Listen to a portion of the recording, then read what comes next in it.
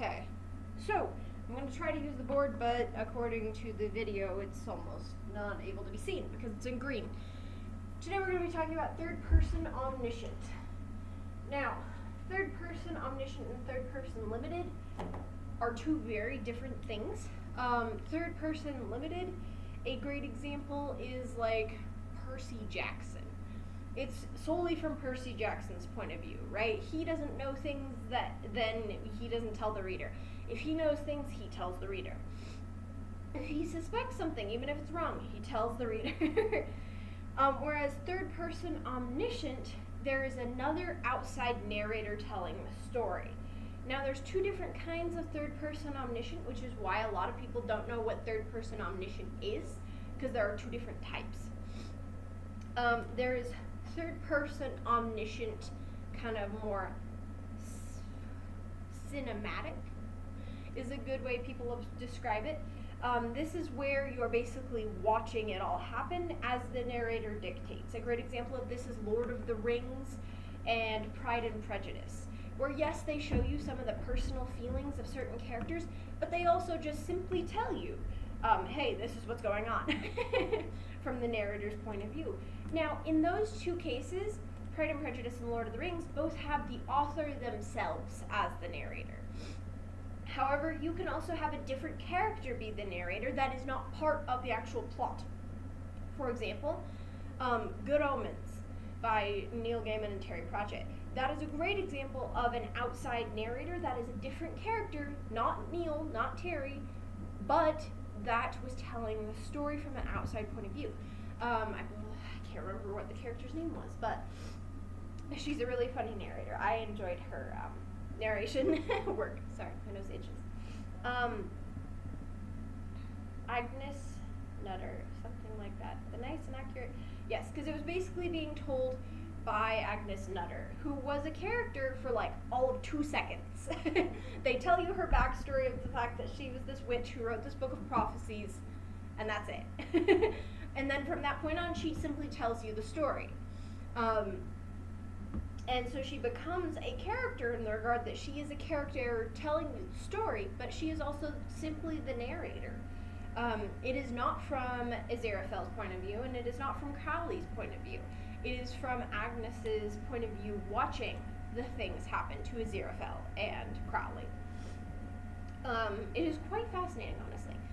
The Lion, the Witch, and the Wardrobe is another good example of kind of the author being the narrator, because of the fact that he is narrating what is happening. You don't get their exact viewpoints. You can certainly feel their feelings, and he can show you their thoughts even. But that is why it's important that you determine the omniscience of your narrator too. Because of the fact that your narrator, even if you're doing third-person omniscient, that doesn't mean they have to be all-knowing. They can also be semi-omniscient. They can also be only omniscient in hindsight. So a great example of this is like Flynn Rider in Tangled. This is the story of how I died. That is a great example of a third-person omniscient limited, because of the fact that yes, he knows the story because he lived it, but at the same time, he only knows his point of view on the story really, and what Rapunzel told him from her point of view. So he doesn't really know much else. He doesn't know what the guards are thinking. He doesn't know what the king and queen are thinking. He can only guess, right? And be like, I'm sure they were sad, right? And he knows kind of what the rumors are about the princess being kidnapped and things like that, because he lived there and overheard the rumors and things like that. Another great example of third-person omniscient limited is Alcatraz from Alcatraz and the Evil Librarians. He is absolutely a limited narrator because he doesn't know the whole story. He just knows what happened to him from his point of view in hindsight. It's kind of that omniscient through hindsight, because everyone, says hindsight is 20/20. If I'd known this before, I wouldn't have done this kind of thing. Same thing with being an omniscient narrator telling it from the past, saying like, hey, 4 days ago, X, Y, and Z happened. You know that happened because of the fact of living it, living through it. So having a limited narrator can be certainly interesting and a touch easier than doing a full-on omniscient narrator like Good Omens or Pride and Prejudice. But the benefit of Good Omens and Pride and Prejudice is that the narrator gets to decide what they tell the reader. Whereas with the limited narrator, the narrator could go off on a random tangent about his feelings about this specific topic and totally throw off the reader. This is where unreliable narrators come into play. This is when they go, haha, I told you a lie, and you're like, excuse you? Why would you do that to me? So, more often than not, third-person omniscient limited tends to be a lot more of your unsure or partially true narrators, whereas your fully giving narrators tend to be more of your third-person omniscient, more cinematic. And why I say cinematic is because it is truly like a movie. You know how they'll have narrators in a movie or things like that that tell you what's going on, but they don't tell you what's going on, they simply tell you in a way that is very lyrical and storytelling functional, but at the same time they don't tell you every tiny little detail, like in his left pocket on the third day he had a clover. Like, unless it matters to the plot, they don't care. Whereas in limited, you might say, that was my favorite clover, and I lost that clover, and I'm upset. So it can drastically change the tone of the story. Alright, the next thing that needs to be taken into account is head hopping. Now, the reason this is an important thing to discuss is because if you are doing third person limited, head hopping is forbidden. Head hopping is a no-no. Because of the fact that with third person limited, you are telling the story from their point of view. And then if you're suddenly like halfway through the paragraph telling it from Billy Bob's point of view, we're going to be like, excuse me, what happened to so-and-so? we don't want Billy Bob's point of view. Why are we suddenly in Billy Bob's head? And it's also confusing for the reader, because the reader then part of the way through goes, whoa, whoa, whoa. Who am I reading from? Where am I? What is happening? It's incredibly important that if you're doing third person limited, not omniscient, that you stay third person limited. If they are not feeling those thoughts directly, they can theorize about the other person's thoughts, but don't go into their head. Not unless it's a new chapter or you specifically delineate it with like 3 little asterisks kind of thing in the middle. That is actually the formal way to do it, is to hit the center button, then do 3 little asterisks, and then go back to your normal writing.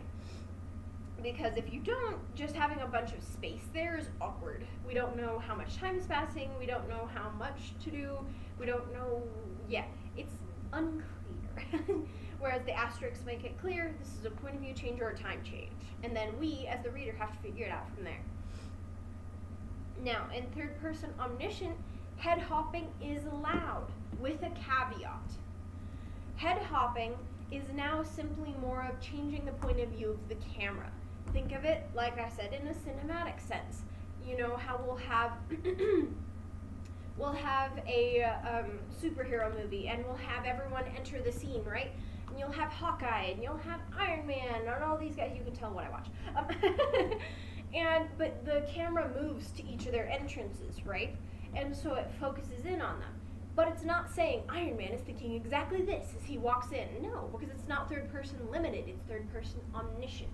So it is simply showing us what is happening. And it's the same thing with head hopping in omniscient. If you want to give us the internal thoughts of someone, don't linger there too long. The only issue is not getting bogged down. Because once you start only telling it from one point of view, even if it's in third person omniscient, the reader starts getting the vibe that it's third person limited, and then it's not, and then it's very jarring when you head hop. However, again, head hopping is totally fine, just make sure that you are doing so regularly, or that if you aren't doing so regularly, you make it clear that it's not just their point of view by having a couple other point of views sprinkled in. Like his nose wrinkling in disdain, and the main character's going like, I wonder what he's thinking, and he's thinking, I'm gonna throw him in the dungeon, you know? That's gonna give you more clues that it's omniscient and not feel so third person limited, stuck. That being said, head hopping, though it is not a problem, can be jarring if you're doing it too often. Make sure you're doing it in such a way that it accentuates the story rather than simply being like, here's this random character, go. Make sure that they're also important characters. Highlighting a person's point of view in Omniscient indicates that they're important to the plot. If they are not important to the plot, then why are you highlighting their point of view? The omniscient narrator needs to know what is important for you to know for the plot. You need to know what is important for the reader to know for the plot. So if it's not important that they know that specific character's backstory, don't tell us what that character's thinking. Alright, next. Remember that you / the character that you have created are the narrator telling the story. You get to decide whether you are fully omniscient, whether you are unreliable, whether you are partially omniscient, whether you're sarcastic, whether you're sassy, whether you speak like a 9-year-old telling the story. Whatever you would like to do, just make sure that you're consistent with it. Don't suddenly be like, I'm going to talk like a 9-year-old for the whole book, and then all of a sudden you become a British woman halfway through. Like, stick with whatever narrator voice you have chosen, which is why most people choose themselves, because that way it is easier for them to stick in that narrator voice. However, by all means, like I said with Alcatraz and Flynn Rider and Agnes Nutter, those are all fantastic ways of doing Omniscient. Just remember who your character is and how they speak, because that is going to be incredibly important moving forward. Alright, next thing that is important, try to avoid info dumping. This is something that Pride and Prejudice and Lord of the Rings are guilty of. I love them both. Well, actually, Pride and Prejudice is not my favorite per se, but that's okay. It's not my favorite book by far, but that's okay. I know lots of people who do love it. The reason why Pride and Prejudice and Lord of the Rings are so good is because of the fact that they are great storytellers. They are great narrators. However, back then, info dumping was more okay because more people had time to read, had time to dedicate to books, had time to want to read books. Nowadays, you're competing with television, movies, video games. Heck, you're just competing with their friends and their social life and work. Back when we were all, not having to worry about all these extra things that we want to do and having like X amount of things that we want to do and little space to do them, we had more time to read big, thick, fat books. And so, as a result, info dumping was more acceptable back then. It is no longer as acceptable. So please be careful of avoiding info dumping. Now, to explain for those of you on the video, if you don't know what info dumping is when instead of telling us artfully through the story how the world works, how the character works, how the character's feeling, you just say, here is the whole culture that I'm going to tell you in the next 3 paragraphs. And your reader ultimately feels lost. That's why a lot of people don't read Lord of the Rings as much nowadays, because of the fact that it can feel really extra daunting, because he did a lot of that where he's like, here's the whole culture, bam, here's the whole meal that they ate, bam, and I'm like, holy heck, is this important to the plot? I guess you must think it is, because we need it, apparently. And similar thing with Pride and Prejudice, she'd do a lot of like, here's the entire way of how the ballroom looks, poof, including how the spoons are. And I'm like, are the spoons relevant to the plot? No, they are not. I think that's why I disliked it so much. The reason, though, that you should be careful not to not describe anything at all is because then you develop white room syndrome, which is when you don't describe the room at all. Or you can develop blob character syndrome, which is where you don't describe the characters at all, so they just become a blob. It is actually incredibly important that you describe your characters and you describe your setting. Now, how to avoid info dumping while in third person omniscient and still describe your characters? Tough call, right? The best thing you can do is hint. Show, don't tell. Be like, hey, her brown hair flipped through the night air, the autumnal night air. You just told us that it's autumn, you just told us that it's night, and you just told us that her hair is brown and that it's long. But you told us all through context clues and showing, rather than saying it is autumn, it is exactly 6 p.m., it is that's more info dumping, where you just tell us exactly what's happening. As a third person omniscient, you do have to be careful of that, because telling is something that very easily happens in omniscient. You can tactfully tell, for sure. You can tactfully tell when doing third person omniscient, absolutely. it's just a lot trickier. So keep in mind, if you are a tactful teller, this means you do partial telling and partial showing for sake of sassiness. Like, you might say, her hair flipped through the wind, and then you say, like, she hated that her hair flipped through the wind. She couldn't find any hair ties today, or something like that.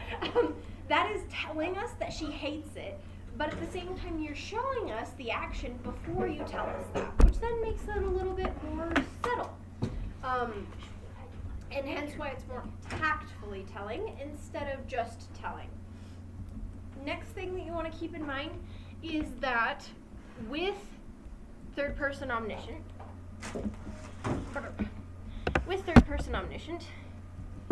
you can build suspense a little better. This is part of the reason why third person omniscient used to be one of the most popular viewpoints, because of the fact that you could keep information hidden from the reader, including you could keep secrets that the protagonist has hidden from the reader.